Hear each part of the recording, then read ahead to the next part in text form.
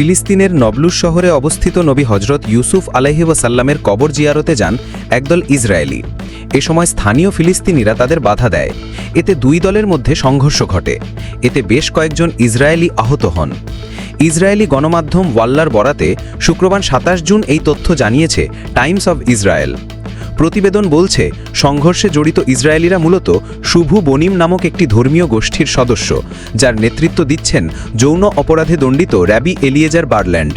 সংঘর্ষের খবর পেয়ে ইসরায়েলি প্রতিরক্ষা বাহিনী আইডিএফ ঘটনাস্থলে গিয়ে ইসরায়েলিদের উদ্ধার করে।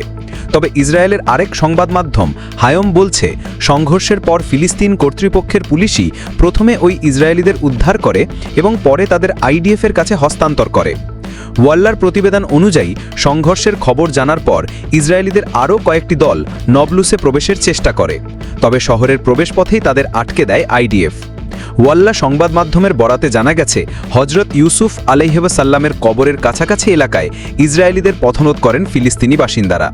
এক পর্যায়ে তারা একে অপরকে লক্ষ্য করে পাথর নিক্ষেপ করেন, এতে কয়েকজন ইসরায়েলি আহত হন। পরবর্তীতে সব ইসরায়েলিকে ওই এলাকা থেকে উদ্ধার করে পুলিশে হস্তান্তর করা হয়। এই ঘটনার তদন্ত করছে স্থানীয় পুলিশ প্রশাসন। উল্লেখ্য, মুসলমান ও ইহুদি উভয় সম্প্রদায়ের কাছেই হজরত ইউসুফ আলাইহি ওয়াসাল্লাম সম্মানীয় নবী।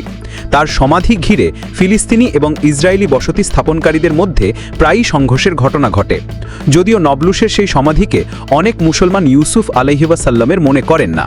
তাদের দাবি, হজরত ইউসুফ নয়, এখানে অষ্টাদশ শতকের মুসলিম পণ্ডিত শেষ ইউসুফ দাউইকতকে সমাহিত করা হয়েছে।